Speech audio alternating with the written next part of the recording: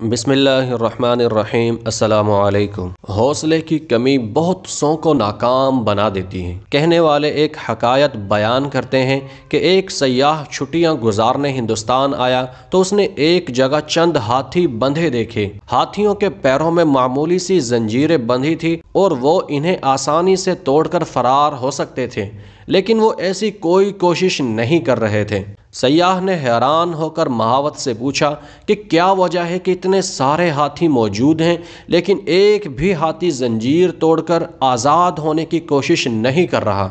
महावत मुस्कुराया और बोला कि जब हम इन्हें सुधाना शुरू करते हैं तो ये छोटे बच्चे होते हैं और ये जंजीर तोड़ना इनके बस से बाहर होता है।